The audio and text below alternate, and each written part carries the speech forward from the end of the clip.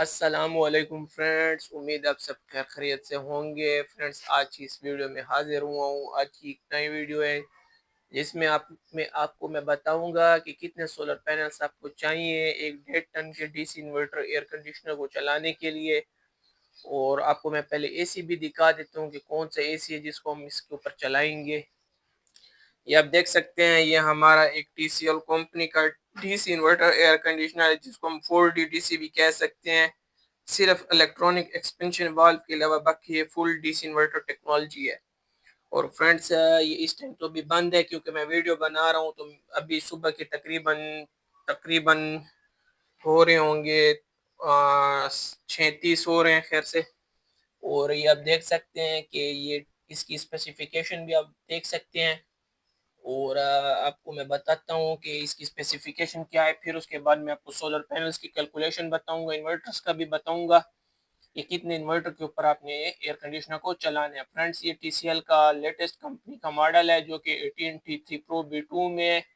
और इससे पहले प्रो 2 था और इससे पहले भी था मरेकल सीरीज में, जिसमें इसके जो सम था ना वो ये था कि उसके अंदर इसके जेन मोड नहीं थे। जबकि अभी इसको लेटेस्ट किया गया है जिसमें इसमें वाईफाई भी दिया गया है। और इसकी वाईफाई की जो सी ऐप है वो हर जो सा आवर होता है, मिसाल है कि हर 1 घंटा हो तो उसमें यूनिट्स भी बताते हैं। तो 1 आवर अगर आप इसको चलाते हैं तो इसमें आपको सारे यूनिट की कैलकुलेशन भी बता देता है। और आप देख सकते हैं, मैं आपको इसको थोड़ा सा करीब कर दिखा देता हूँ। इसके अंदर आप कूलिंग कैपेसिटी देख सकते हैं 18,000 BTU है। और रेटेड करंट लिखा हुआ है 7.3 एम्पियर लिखा हुआ है, जबकि 1.4 एम्पियर से लेकर अप्रोक्सीमेटली इक्वल टू है 12.1 एम्पियर तक। और रेटेड करंट लिखा हुआ है 12 एम्पियर। मींस के मैं आपको आज इस चीज़ में थोड़ा गाइड करता हूँ। बहुत से बेचारे फ्रेंड्स जो होते हैं उनको समझ नहीं आती कि ये क्या लिखी हुई है। फ्रेंड्स, ये आप देख सकते हैं बीटीयूज बीटीयूज लिखे हुए 18,000 बीटीयू, फिक्स बीटीयू नहीं है। आप इसको वेरी कर सकते हैं 4,000 से लेकर 19,500 तक।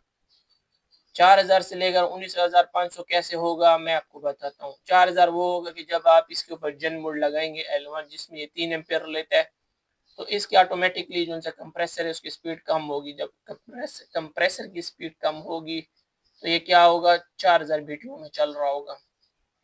ठीक है फ्रेंड्स। और अगर आपने क्या किया L2 लगाया 5 एम्पेयर तो 4,000 से ऊपर चला जाएगा 8,000, 9,000, 10,000 तक।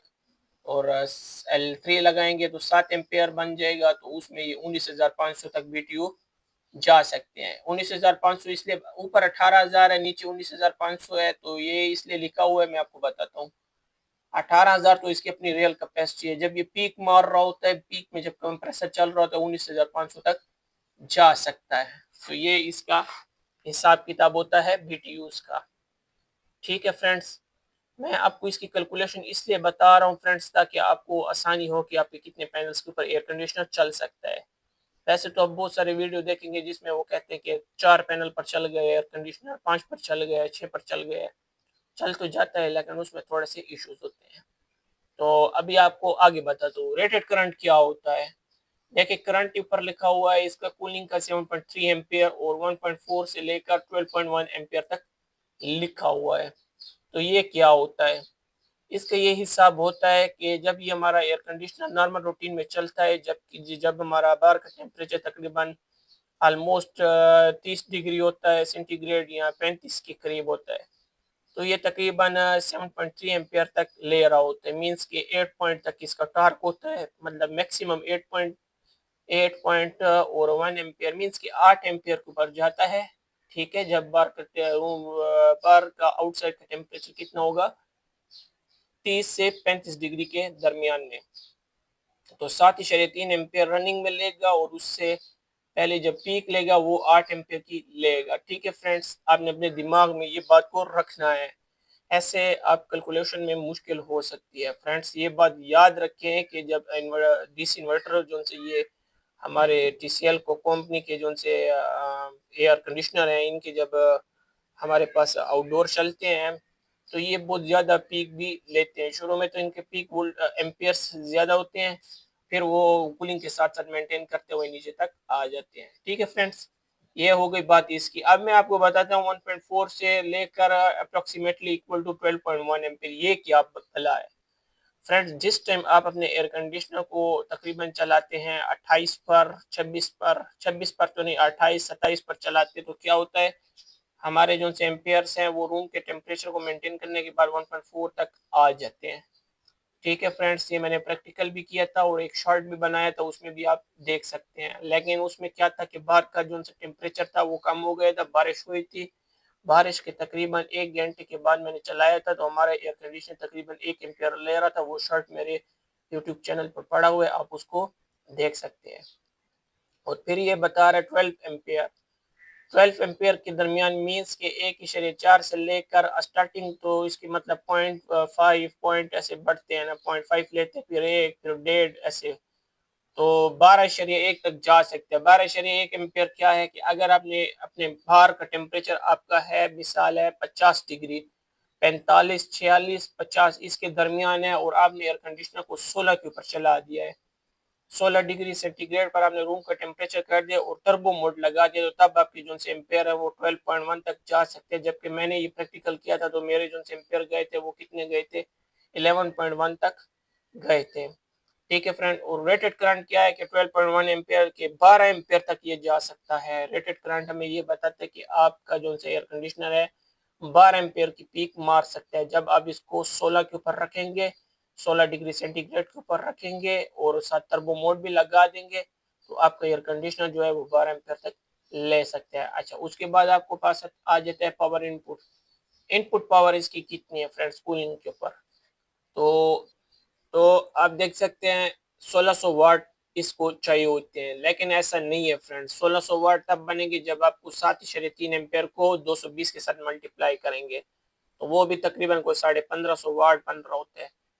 1600 वाट इसको चाहिए होता है। मिसाल है, अगर 1600 वाट है तो ये पीक मारेगा 1900 वाट तक आपकी एयर कंडीशनर को चाहिए होती है पावर। मैक्सिमम पावर 1900 वाट मींस के 1.9 किलोवाट इसको चाहिए होता है। अब देखिए ये बता रहा है 300 वाट से लेकर 2700 वाट। 300 वाट ऐसे होंगे कि अगर आप 1.4 एम्पीयर को 220 के साथ ज़रब करेंगे तो 300 वाट बनेंगे, और अगर 220 को 12 के साथ ज़रब करेंगे तो अगर आप 220 को 12 के साथ मल्टीप्लाई करेंगे तो 2700 वाट बनेंगे। ठीक है फ्रेंड, ज़रब को इसलिए कह रहा हूँ कि बाज़ फ्रेंड्स को समझ नहीं आती, तो वो सादा होती तो उनको पता हो, उन्होंने चाहिए कि ज़रब क्या होता है, मल्टीप्लाई, और जिन भाइयों को पता है कि मल्टीप्लाई क्या होता है वो भी जानते हैं। तो रेटेड इनपुट पावर 2700 वाट बता रहे, आप देख सकते हैं 220 के साथ 12 को मल्टीप्लाई करेंगे तो 2700 वाट बनते हैं, और अगर 1.4 7.3 के साथ मल्टीप्लाई करेंगे तो 1600 वाट बनते हैं। तो ये इसकी कुछ स्पेसिफिकेशन थी। 410 गैस में आता है और 50 हर्ट्ज फ्रिक्वेंसी पर चलता है। ये इसका आउटडोर है, ये आप देख सकते हैं आपके सामने है। अब मैं आपको पैनल्स की तरफ ले चलता हूँ और फिर आपको इन्वर्टर भी दिखाऊंगा और फिर आपको दिखाऊंगा कैसे चलता है। आप बाहर मौसम भी देख सकते हैं फ्रेंड्स, सुबह का टाइम है और बादल बने हुए हैं, अभी सूरज भी नहीं निकला।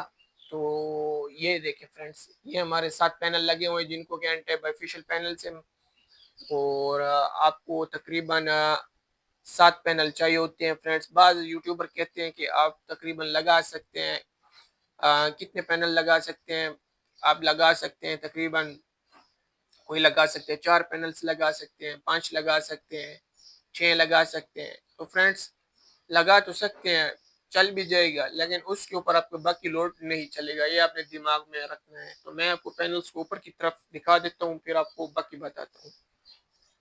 तो फ्रेंड्स, मैं ऊपर आ गया हूँ, आपको दिखाता हूँ। ये हमारे पैनल्स लगे हुए हैं तकरीबन, और सुबह का टाइम है और आप देख सकते हैं माशाल्लाह से आज तो मौसम भी बहुत ज़बरदस्त बना हुआ है। और ये देखें फ्रेंड्स, और अभी सूरज भी नहीं निकला। तो मेन स्पेसिफिकेशन में आ जाते हैं। उसमें यह था कि आपको पैनल्स की स्पेसिफिकेशन पहले दिखा दूं। ये जिनको के एंटी बाइफेशियल पैनल्स हैं, आपने पैनल्स को लेना है तो उसकी वेरिफिकेशन की वीडियो भी मैंने बनाई हुई है, वो भी आपने देख लेनी है, चैनल पर मौजूद है। और ये जिनको के ओरिजिनल सोलर पैनल्स हैं बाइफेशियल, और ये इसकी वाट्स भी दिए हुए हैं, ऊपर से का वोल्टेज वगैरह। अच्छा, तो बस फ्रेंड्स कहते हैं कि 4 पैनल के ऊपर 5 के ऊपर आपका एसी चल जाता है, ये है वो है। तो फ्रेंड्स, वो सब बात ठीक है, चल जाता है, लेकिन उसमें मसला ये होता है कि आपका बाकी लोड नहीं चलेगा फ्रेंड्स। वो इसलिए नहीं चलेगा। अब देखें हमारे सोलर पैनल के ऊपर कितनी रस्ट आई हुई है, मट्टी आई हुई है, गंद कचरा है ऊपर। तो ये हमारी एफिशिएंसी पर क्या करता है, असर डालता है। इसमें यह होता है कि हमारा जो है हैवी लोड है वो नहीं चल पाता और हमारा जो है इन्वर्टर है वो ट्रिपिंग करता है। तो ये देखें, तो कम से कम आपको 7 पैनल चाहिए होते हैं कि आप उससे अपना क्या कर सकते हैं, बेहतरीन किस्म का लोड वगैरह सब चला सकते हैं। अगर मिसाल है आपने 7 से कम लगाते तो उसमें फिर आपको सिर्फ एयर कंडीशनर चलाना होगा, बाकी लोड नहीं चला सकते। उसका मसला ये होता है फ्रेंड्स कि अगर आपका एसी चल रहा है तो अब बाकी घर का लोड जैसे यूपीएस की चार्जिंग और फ्रिज वगैरह, रेफ्रिजरेटर जो कि इन्वर्टर नहीं होता, नॉन इन्वर्टर, तो वो चलाते वक्त आपको मसला बन सकता है। तो ये सारा हिसाब किताब ये होता है कि अगर आपके पैनल एसी को चला रहे हैं तो उसकी जो से पीक्स एम्पियर होते हैं वो बहुत ज़्यादा होते हैं शुरू में। तो शुरू में एम्पियर ज़्यादा होने की वजह से क्या होता है, हमारा इन्वर्टर बाजू का ट्रिप भी कर जाता है। और ट्रिप क्यों करता है फ्रेंड्स, ये रीज़न पड़ा हुआ है आपके सामने, ये देख सकते हैं सारी मट्टी है ऊपर। तो हम बार बार तो इसको साफ़ नहीं कर सकते पैनल्स को, लेकिन इससे एफिशिएंसी पर क्या होता है, असर पड़ता है। हमारा जो सा एसी है वो नहीं चल पाता, बाजू का ट्रिप हो जाता है। अब देखें आपके सामने कितनी मट्टी है। तो ये हिसाब किताब होता है फ्रेंड्स। अगर आप मिसाल है कि 5 पैनल पर एयर कंडीशनर चलाना चाहते हैं तो उसके लिए मैं कुछ नहीं कह सकता, लेकिन फ्रेंड्स ज़्यादातर जो से पैनल्स चलाने के, एसी चलाने के लिए पैनल्स ज़रूरत होते हैं वो तकरीबन हमें 7 तो होते ही होते हैं फ्रेंड्स। 7 के बगैर आपका काम नहीं चलेगा। और बेनिफिशियल का फ़ायदा ये है कि पीछे से बिजली बनाता है। तो आपके एसी को चलाने के लिए तकरीबन आपको चाहिए होते हैं 1600 से लेकर 1900 वाट तक, आपने अपने दिमाग में रखना है। और हमारे जो सोलर पैनल की कैपेसिटी बनती है वो भी मैं आपको बता देता हूँ। ये 7 पैनल्स हैं, 7 पैनल को हमने 585 वाट से मल्टीप्लाई करना है तो इसके वाट्स आ जाएंगे, 4000 वाट बनता है फ्रेंड्स। लेकिन आपने क्या करना है, 30% की एफिशिएंसी रखनी है। तो 30% को आपने क्या करना है, उसमें से माइनस करना है। तो ये हमारा बनता है 3 किलोवाट बनता है पीछे फ्रेंड्स। तो 3000 वाट बहुत ज़्यादा है। और आपको सोलर इन्वर्टर आप दिखा देता हूँ कि कौन से सोलर इन्वर्टर पर आपका पैनल, उस कौन से सोलर इन्वर्टर के ऊपर आपका जो सा सोलर सिस्टम है वो चलेगा, सॉरी कौन से सोलर इन्वर्टर के ऊपर जो सा है आपका क्या चलेगा, एसी चलेगा फ्रेंड्स। तो ये आपने देख लिया है। तो अब नीचे चलते हैं और आपको मैं दिखाता हूँ। और आज मौसम भी माशाल्लाह से बहुत ज़बरदस्त बना हुआ है, आप देख सकते हैं फ्रेंड्स। तो अभी सुबह का टाइम है खैर से। तो चलते मैं आपको इन्वर्टर दिखा देता हूँ और फिर मैं आपको वीडियो में ये भी दिखाऊंगा, जब दिन हो जाएगा, सूरज ज़्यादा ऊपर आ जाएगा, तो उसमें आपको मैं एयर कंडीशनर भी चला कर दिखाऊंगा कि ये कैसे काम करता है। तो चलते हैं, आपको मैं दिखाता हूँ अपना इन्वर्टर जिसके ऊपर हम ये सारा सेटअप चला रहे हैं। नीचे आ गए हो फ्रेंड्स, ये हमारा सनवेज कंपनी का सोलर इन्वर्टर जो कि बंद है। मैं इसको ऑन कर देता हूँ क्योंकि मैं इसको दिन के रात के वक्त, शाम के वक्त बंद कर देता हूँ और दिन के वक्त इसको भी ऑन कर दिया है। तो मैंने फ्रेंड्स अभी इसको ऑन कर लिया है। आप देख सकते हैं वाट वगैरह कुछ भी नहीं चल रहा क्योंकि वो है। और दूसरी स्क्रीन में देखते हैं कि सोलर के कितने आ रहे हैं, 317 वोल्टेज आ रहे हैं और 50 हर्ट्ज बता रहे हैं फ्रेंड्स। ये माशाल्लाह सनरेज कंपनी का है, आदिल टेक सोलर सिस्टम में। और ये प्योर साइन वेव में आता है। इसके ऊपर हम अपना ये 1.5 टन का डीसी इन्वर्टर कंडीशनर टीसीएल का चला रहे हैं।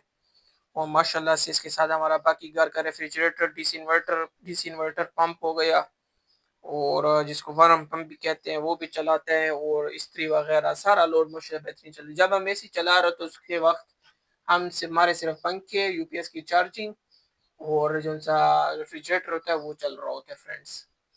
और आपको मैं इसकी स्पेसिफिकेशन भी दिखा देता हूँ। तो आपने अपने दिमाग में ये बात याद रखनी है कि 7 पैनल कम से कम होने चाहिए। 7 पैनल, 585 वाट के 7 पैनल्स हो गए, 5 किलोवाट का सोलर इन्वर्टर हो गया जो कि प्योर साइन वेव में होना चाहिए।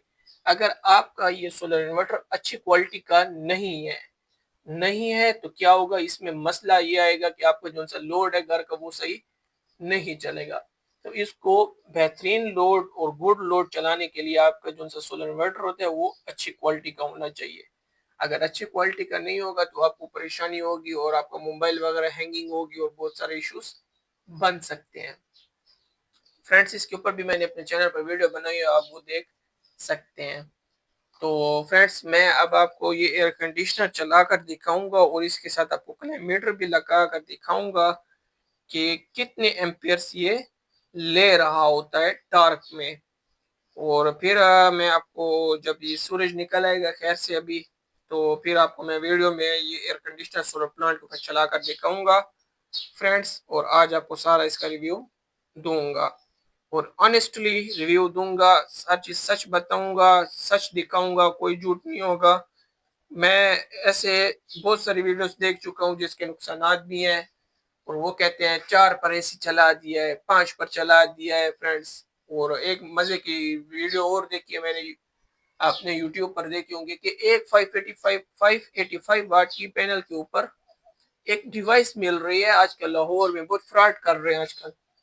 कितने कोई पता नहीं कितनी 22-25 हजार रुपए की वो डिवाइस है, और वो कहते हैं कि उसके ऊपर आपका नॉन इन्वर्टर एसी चल रहा है। वो क्या कर रहे हैं, नॉन इन्वर्टर एसी चल रहा है आपकी डिवाइस के ऊपर। सुभान अल्लाह, ये देखिए फ्रेंड्स, में से हमेशा ये बात याद रखिएगा कि एसी जो है ये कोई मजाक नहीं है फ्रेंड्स। इसके अंदर कंप्रेसर होता है, वेरिएबल कंप्रेसर होता है, हाई फ्रिक्वेंसी पर काम कर रहा होता है।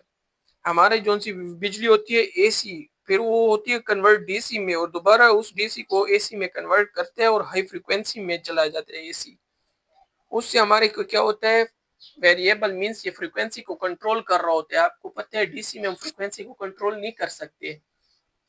तो मैं इतना हैरान हुआ, मैंने कहा कि अगर एक पैनल के ऊपर एसी नॉन इन्वर्टर के चल रहा है तो फिर हम इतने लाख रुपए क्यों लगा रहे हैं इसके ऊपर, इतने पैसे लगाने का फायदा क्या है इसके ऊपर। आप खुद देखें ना फ्रेंड्स, एक एसी को अगर नॉन इन्वर्टर एसी, इन्वर्टर भी नहीं, non inverter AC, inverter AC भी नहीं, नॉन इन्वर्टर एसी को चला रहा है एक पैनल के साथ डिवाइस के जरिए, और कह रहा है कि बिजली का बिल इतना बचा, जबकि ये हमारा जो सा सोलर सोलर के ऊपर 7 पैनल के ऊपर जब चलता है पीक मारता है, आप यकीन करें 7 पैनल भी हम कहते हैं इसके लिए कम होंगे। ये तो ओवरलोड हमारा होता नहीं है, जिसकी वजह से माशाल्लाह बेहतरीन चलता है। लेकिन चलता बेहतरीन है, ये बात आपको बताऊंगा फ्रेंड्स। 7 पीक मारता है, अगर 7 पैनल्स के ऊपर बाज आप इसको 22 के ऊपर रखेंगे, लेकिन बाहर का टेम्परेचर आपने देखना है। अगर बाहर आपका मिसाल है जैसे टेम्परेचर अभी आज का जो सा टेम्परेचर है वो कम होगा तकरीबन, अगर आपका बाहर का टेम्परेचर कम है तो ये जो से पीक एम्पियर्स लेगा वो तकरीबन 8 तक लेगा। और अगर बाहर का टेम्परेचर आपका 46 और 50 डिग्री प्लस है तो क्या होगा कि ये एम्पियर ज्यादा लेगा फ्रेंड्स, तकरीबन ये लेगा आपके ना ये 9.5 एम्पियर तक चला जाता है फ्रेंड्स। और 9.5 एम्पियर तक जब ये चाहता है तो ये फिर क्या होता है, मैं बाकी लोड को क्या करता हूँ, कम कर देता हूँ। 9.5 एम्पियर अगर ये 10 बजे के टाइम पर लेगा तो फिर सारी सी बात है ये ट्रिप करेगा फ्रेंड्स। हाँ, अगर 12 का टाइम है और 12 से लेकर 3 तक, फिर तो ये आपका बेहतरीन काम करेगा, क्योंकि 12 के टाइम में पीक टाइम में सोलर पैनल्स जो होते हैं वो फुल प्रोडक्शन कर रहे होते हैं, तो उसमें मुझे परवाह नहीं होती। लेकिन सुबह के टाइम जैसे अगर आप 9-10 के टाइम पर अगर आप इसको चलाते हैं अपनी मर्जी से, तो ये हाई एम्पेयर्स लेता है फ्रेंड्स, और कूलिंग करने के बाद फिर ये एम्पेयर्स को डाउन करता है। तो आपने हमेशा याद रखना है, आपने ऐसे फिक्स वीडियो नहीं देखनी की जिसमें आपको कह रहे हैं एक डिवाइस लगा दें, नॉन इन्वर्टर एयर कंडीशनर को चला रहे हैं, वो भी डेटन का। 16 पैनल तो नॉन इन्वर्टर को चलाने के लिए जरूरत होते हैं इस तरह का, अगर आपके पास अच्छी कंपनी कन्वर्टर है। तो अभी फ्रेंड्स आपको उम्मीद है ये मालूमात अच्छी लगी होगी। तो इंशाल्लाह ताला जैसे बाहर धूप आएगी तो मैं आपको बाकायदा टाइम भी दिखाऊंगा, और मैं इसको खैर से चलाऊंगा।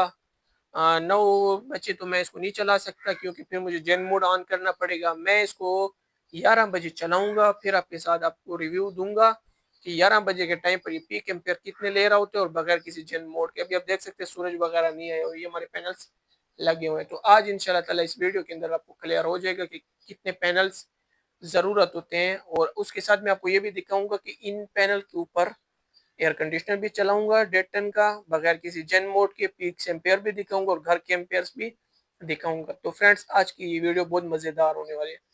तो फ्रेंड्स अभी जैसे टाइम इंशाल्लाह ताला 11 का होगा तो मैं आपको सारा रिव्यू दूंगा। तो फ्रेंड्स अभी तो वो धूप नहीं है, जैसे धूप आ जाएगी आप देख सकते हैं सूरज खैर से ऊपर की तरफ आ रहा है, लेकिन आज मौसम भी बना हुआ है। तो फिर आपको मैं 11 बजे के टाइम के ऊपर दिखाऊंगा इंशाल्लाह ताला कि कितने पीक्स एम्पेयर लेता है, घर के लोड के एम्पेयर्स भी दिखाऊंगा और सारी आपको कैलकुलेशन बताऊंगा। और आपको आज प्रूफ दिखाऊंगा कि वो जो से वीडियोस दिखा रहे होते हैं एक डिवाइस लगा दो और अपना सोलर पैनल के ऊपर नॉन इन्वर्टर एसी चला दो, तो वो सारा भी आपको पता चल जाएगा। तो फ्रेंड्स, आप इस वीडियो में साथ रहे हैं। आप देख सकते हैं माशाल्लाह से धूप आ गई है, मौसम बना हुआ था जिसकी वजह से वीडियो डिले हो गई है। 1 घंटा 11 बजे का मैंने बोला था, लेकिन अभी 12 बजे बना रहा हूँ। आप देख सकते हैं माशाल्लाह से आज हमारे इलाका में मौसम बना हुआ है बहुत ज़बरदस्त किस्म का। तो अभी मैं आपको दिखाता हूँ कि जो उनसे 7 पैनल जिनके ऊपर हमने एयर कंडीशनर चलाना है उसको हमने चलाना है, और आपको चलकर क्लाइमेटर के साथ दिखाता हूँ, पीक एम्पेयर भी दिखाता हूँ, और आपको इन्वर्टर दिखाता हूँ। इस इन्वर्टर के ऊपर चला रहा हूँ। आपके सामने आप देख सकते हैं वाट इस वक्त भी शो कर रहा है।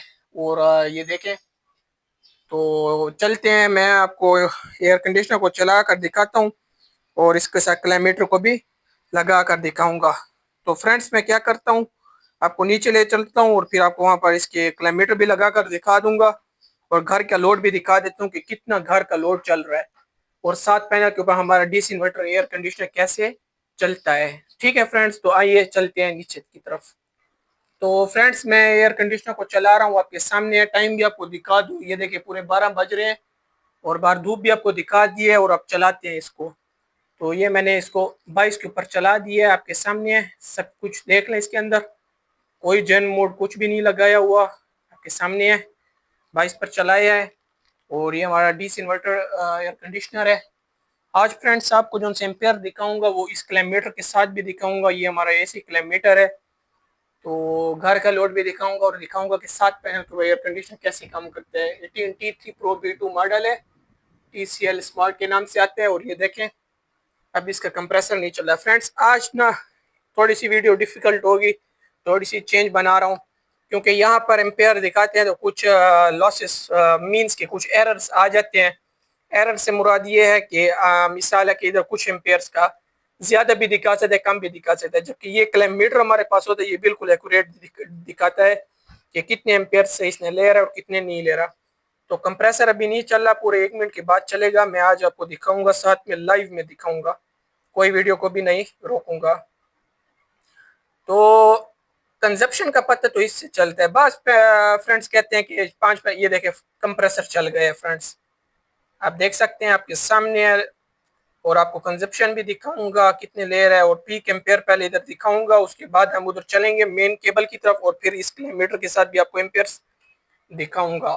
और एयर कंडीशनर आप देख सकते हैं आपके सामने है, 22 के ऊपर चला रहा हूँ। और आपको इसका मैं थोड़ा सा स्पेसिफिकेशन भी दिखा दूँ। सेम स्पेसिफिकेशन है जैसे ऊपर छत पर आउटडोर का आपको मैंने बताया है, वैसे इंडोर का है। और मॉडल भी दिखा दूँ, और इसके अंदर जेंटल विंड का भी ऑप्शन आ जाता है। ये जो से आप देख रहे हैं जालिए, तो ये फोर्ड एयर फ्लो में तो काम आता है, लेकिन फिर ये आगे आ जाते और क्या करता है, डायरेक्ट कूलिंग को रोक लेता है। ठीक है फ्रेंड्स, और ये देख सकते हैं आप 3.3 एम्पेयर ले रहे हैं। और अब चलते हैं, मैं आपको रूम का टेम्परेचर दिखा दूँ। एयर कंडीशनर को चलते हुए 2 मिनट हो गए हैं। खैर से पहले 1 मिनट में कंप्रेसर चला है, बंद था, और दूसरे 1 मिनट में शुरू हो गया। 31.5 है, 22 का हमने टारगेट रखा हुआ है कि 22 तक। और फैन स्पीड मैंने क्या की हुई है, स्लो की हुई है, ताकि जल्दी जल्दी से हमारी कूलिंग मेंटेन हो। माशाल्लाह से फ्रेंड बहुत ज़बरदस्त टेक्नोलॉजी है। आज हमने सिर्फ कुछ भी नहीं देखना, आज हमने ये देखना है 7 पैनल जो कि हैं, बगैर किसी जेन मोड, बगैर किसी मोड के हमने देखना है कि पीक एम्पेयर कितने लेता है। मैंने आपको बताया था ना पीक एम्पेयर लेता है। लेकिन एक और बात आपको बताऊं फ्रेंड्स, आज इसके पीक एम्पेयर भी शायद कम हो। क्यों? क्योंकि बाहर आज मौसम बना हुआ है। जब बाहर बहुत ज़्यादा गर्मी होगी तो पीक एम्पेयर भी बहुत ज़्यादा लेगा। और मैं आपको रिमोट दिखा दूँ, रिमोट के ऊपर कोई मोड नहीं लगाया हुआ, आपके सामने हर चीज़ क्लियर दिखा रहा हूँ, कोई झूठ मूठ भी नहीं है। और आप देख सकते हैं हर चीज़ आपके सामने है, कोई मोड नहीं लगाया। एनर्जी सेविंग और पीक एम्पेयर देखें ऊपर की तरफ जा रहे हैं इसके, तो हमने इसका यही पीक एम्पेयर देखने हैं। तो इसमें कुछ एरर होने की वजह से मैंने क्या किया है, मैंने कहा आज भाइयों को किलोमीटर के साथ दिखाऊंगा कि एयर कंडीशनर कितने ले रहा है, और हमारा जो सा घर के एम्पेयर हैं वो कितने चल रहे हैं। तो देखते हैं कितने पीक एम्पेयर लेता है। और मज़े की बात बताऊं आपको, मज़े की बात ये है कि आज ये पीक एम्पेयर भी ये वाले जो से ले रहे हैं, कम ले रहा है, क्योंकि जब मौसम बहुत ज़्यादा गर्म हो तो 9.5 एम्पेयर तक जाते हैं, मीन्स 9.5 एम्पेयर तक। और 22 के ऊपर अगर 16 पर रखेंगे तो फिर 11.1 मीन्स की 11.15 तक चला जाता है, मीन्स 12 के करीब करीब चला जाता है। तो अभी देखें हमारे 7 पैनल्स की जो सी कैपेसिटी बनती है ना वो कोई 3000 वाट बनती है फ्रेंड्स, ठीक है। लेकिन ऊपर मट्टी और धूल और गर्दा वगैरह पड़ा हुआ है पैनल्स पर, तो आप 3000 पूरा ना करें, आप 2500 एवरेज ले सकते हैं, क्योंकि 2500 वाट तक मैंने अपने घर का सारा लोड चेक किया हुआ है फ्रेंड्स। और आप देखें पीक एम्पेयर 6.6 ले रहा है, कंप्रेसर इसका तेज होगा और ऊपर की तरफ टेम्परेचर जाएगा, ऊपर की तरफ इसका एम्पेयर्स जाएंगे मींस। लेकिन बाहर मौसम पर डिपेंड है, अगर बाहर आपका मौसम अच्छा है तो एम्पेयर्स भी कम लेगा। ये देखिए फ्रेंड्स पीक ले रहा है, अब स्पीड तेज हुई है, तो इसके आपको आज पीक एम्पेयर दिखा रहा हूँ लाइव, साथ साथ रोक करना ही। तो ये देखें 8 एम्पेयर की पीक ले लिए फ्रेंड्स, 8.1। दोबारा नीचे की तरफ आ रहा है क्योंकि बाहर मौसम भी आज अच्छा है। आउटडोर के पीछे एक एम्बिएंट टेम्परेचर सेंसर लगा होता है जो कि सेंस कर रहा होता है, और वो आउटडोर के फैन की स्पीड को कम या तेज ज़्यादा करते तो उससे फिर कंप्रेसर को सिग्नल मिलता है और उससे फिर कंप्रेसर भी तेज या आहिस्ता चलता है। मीन्स कि उस टेम्परेचर सेंसर का भी बड़ा किरदार होता है आउटसाइड की जो सी टेम्परेचर मेजरमेंट के लिए होता है, तो वो बहुत एक्यूरेसी के साथ काम कर रहा होता है। पीक इसने लिया, मैंने आपको पहले भी बताया था, जब आपका टेम्परेचर बाहर 35 या 38 के करीब होगा तो क्या होगा, पीक 8। तो फ्रेंड्स आप देख सकते हैं पीक एम्पेयर 6.6 ले रहा है। बीच में मैंने वीडियो को रोक दिया था फ्रेंड्स, असल में ऐसे हिसाब हुआ है कि बाहर बादल आ गए थे, तो इस वजह से मैंने दोबारा इसको चलाया है। तो अब 6.7 एम्पेयर ले रहा है और आप टाइम भी देख सकते हैं, तकरीबन 10 मिनट हो गए हैं फ्रेंड्स। और अब देख लें आपके सामने, ये देखें पीक एम्पेयर ऊपर की तरफ जा रहे हैं, तो 7.5 तक चला गया है फ्रेंड्स, मजीद ऊपर जाएगा। और आपके सामने है फ्रेंड्स, और अभी मैं आपको दिखाऊंगा, किलोमीटर से भी दिखाऊंगा और वाट्स भी बताऊंगा कि कितने वाट्स बन रहे हैं, कितने वाट्स ले रहा है या नहीं ले रहा, तो आपको सारा इसके अंदर ही बताऊंगा। और एयर कंडीशनर को देख सकते थ्रो माशाल्लाह से बहुत ज़बरदस्त है, ब्लोअर फैन भी चल रहा है और कुछ इधर वार्निंग्स भी दिए हुए हैं। तो 7.5 एम्पेयर इसने लिए हैं। तो अब चलते हैं और किलोमीटर के साथ रियल वाट्स देखते हैं, रियल एम्पेयर्स देखते हैं कि कितने एम्पेयर्स ले रहा है। यहाँ तक तो 7.6 एम्पेयर का पीक ले रहा है। तो माशाल्लाह से मैंने बताने का मकसद ये था कि एक आपको 1.5 टन का डीसी इन्वर्टर एयर कंडीशनर जो कि टीसीएल कंपनी का है, आपको इसको चलाने के लिए ना 7 पैनल्स दरकार होंगे। 7 पैनल्स आपने लाजमी लगाने हैं, ऐसे नहीं है कि आपने 5 पैनल्स लगाने, 6 लगाने, तो उससे क्या होगा, चलेगा तो सही लेकिन फिर आपका एसी चलेगा। 7 पैनल्स आपको इसलिए लगाने चाहिए कि आपका जो है घर का बाकी लोड है, अगर आपने वो चलाना है तो फिर आप हर दम 7 पैनल्स लगाएं। और हाँ, अगर आपने मजे की बात बता दूं इसी वीडियो के अंदर, अगर आपने मिसाल है 5 पैनल लगाने हैं तो 5 पैनल पर सिर्फ आपको ये वाला एयर कंडीशनर चलेगा, सिर्फ एयर कंडीशनर चलेगा, और वो भी पीक टाइम में। जैसे अभी ये पीक एम्पेयर्स ले रहा है, 7.6 एम्पेयर ले रहा है पीक, तो जब इसके एम्पेयर्स रूम की कूलिंग कम करने के रूम की कूलिंग मेंटेन करने के बाद जब एम्पेयर्स नीचे की तरफ आएंगे जैसे 5, 3, 4, तो फिर आप उसके साथ और लोड चला सकते हैं। अदरवाइज आपको जो से एसी चलाएंगे तो वो आपके 6 पैनल्स के ऊपर पीक लेगा तकरीबन 9, 9.5 बार के टेम्परेचर के मुताबिक। तो उससे क्या होगा कि आपका बाकी लोड नहीं चलेगा। और अगर उसके लिए शर्त यह है कि आपका पैनल भी साफ होने चाहिए अगर हमने मजीद लोड चलाना है। तो कोशिश ये करें 7 पैनल्स आपके होने चाहिए, कम से कम 8 नहीं लगा सकते तो 7 होने चाहिए। और अगर हमें एसी नहीं चलाना है जैसे कि घर के पंप वगैरह और बाकी चीज़ें हैं, तो उसके लिए आप 5, 4 पैनल, 5 और 6 भी लगा सकते हैं। लेकिन एसी के चलाने के लिए अच्छी आपको आउटपुट लेने के लिए 7 पैनल्स लगाने चाहिए। उससे आपका माशाल्लाह से क्या होगा, एसी स्मूथ चलेगा और बेहतरीन चलेगा। तो चलते हैं, अभी आपको एम्पेयर के साथ इसके किलोमीटर के साथ एम्पेयर बार दिखा देता हूँ, ठीक है फ्रेंड्स। तो आइए चलते हैं। तो फ्रेंड्स आप देख सकते हैं हमारी लाइट नहीं है और सोलर प्लांट के ऊपर चल रहा है। आप देखो ऊपर वाटर नीचे सोलर है, और वाट्स देख लें, रियल वाट्स तकरीबन 9.4 एम्पियर्स चल रहे हैं, पीक एम्पियर्स। और वोल्टेज बन रहे हैं 233 वोल्टेजेस, फ्रीक्वेंसी 50 हर्ट्ज। उधर के लोकल इन्वर्टर है, लोकल इन्वर्टर में फ्रीक्वेंसी का मसला ज़्यादा होता है, लेकिन माशाल्लाह फिर भी इसने मेंटेन किया हुआ है। और वाट्स देख लें और पावर फैक्टर देख लें। और अब मैं इसका किलोमीटर लगा कर आपको दिखा देता हूँ कि कितने एम्पेयर्स ले रहा है। ये देखें फ्रेंड्स, ये देखें 9.4 बता रहे हैं। और सामने आप उधर भी देखें माशाल्लाह से एक्यूरेसी देखें किलोमीटर की, और ऊपर टेनिस वाले 6-in-1 multimeter 6-in-1 AC KWH metre की। और जो कि हमारे घर का लोड है वो कितना चल रहा है, वो हमारा चल रहा है तकरीबन 2 एम्पियर का घर का लोड चल रहा है, जो कि बन रहा है कोई 440 वाट। और फिर पीछे वाली तार आप देख सकते हैं जा रही है ऊपर की तरफ एयर कंडीशनर के, तो इसके भी एम्पियर दिखा देता हूँ। और ये देखें फ्रेंड्स 7.5 एम्पियर हमारा एयर कंडीशनर ले रहा है। 7.5 एम्पियर वो कर दे और 2 एम्पियर घर का कर दें तो ये कोई बनते हैं 7, 8, 9.5, जबकि इधर 9.42 है। और प्रोटेक्टर में एम्पियर 9.1 बता रहे हैं। आपने प्रोटेक्टर के उसको छोड़ देना है, आपने इसको देखना है। यहाँ पर देखें 9.4 हमारा जो एयर कंडीशनर ले रहा है वो 7.47 मीन्स के 7.48 एम्पियर्स ले रहा है आपके सामने है। और हमारे घर के एम्पियर्स चल रहे हैं वो चल रहे हैं 2 एम्पियर्स।